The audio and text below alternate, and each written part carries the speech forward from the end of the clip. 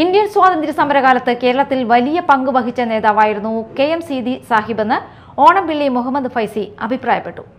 K M. Seethi Sahib അനുസ്മരണ സമിതി Mathilakam Puthiyakavu Al Noor centre ജുമാ മസ്ജിദിന് നൽകിയ കെ.എം. സീതി സാഹിബ് പുരസ്കാരം മസ്ജിദ് ഭാരവാഹികൾക്ക് നൽകിക്കൊണ്ട് യോഗം ഉദ്ഘാടനം ചെയ്ത് സംസാരിക്കുകയായിരുന്നു ഓണംപിള്ളി മുഹമ്മദ് ഫൈസി.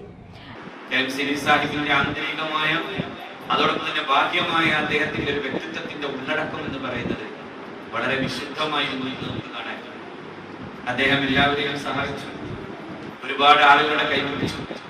ഒരു ഭാഗത്ത് CHന്റെ ഭാഷയിൽ പറഞ്ഞാൽ ഓരിക്കുരുക്കന്മാർ ഓരിയിട്ടിരുന്ന ഒരു കൊടുങ്കാട് വെട്ടിത്തെളിച്ചെടുത്ത് അവിടെ വിദ്യാഭ്യാസ സാമൂഹിക മുന്നേറ്റത്തിന്റെ ഒരു വലിയ പ്രകാശഗോപുരം പണിയാൻ ഏറ്റവും കൂടുതൽ ഓടിയ കാറ് അന്നത്തെ മലബാർ മുസ്ലിം ലീഗിന്റെ ജനറൽ സെക്രട്ടറിയുടെ കാറായിരുന്നു. ആ ജനറൽ സെക്രട്ടറിയുടെ പേര് മറ്റാരുടെയും പേരല്ല, അത് അഭിനന്ദനായ കെ.എം. സീതി സാഹിബിന്റെ പേരാണ്.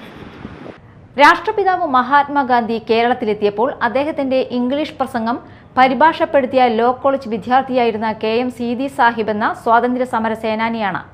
ചടങ്ങിൽ P.A. സീതി അധ്യക്ഷത വഹിച്ചു.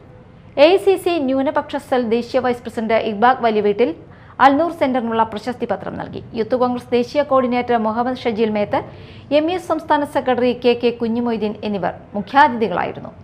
മതിലകം ഗ്രാമപഞ്ചായത്ത് member RM Jaleel, OA Jenrin, Shameer Methar, Sageer, Annamanada, VR Ranjith തുടങ്ങിയവർ പ്രസംഗിച്ചു.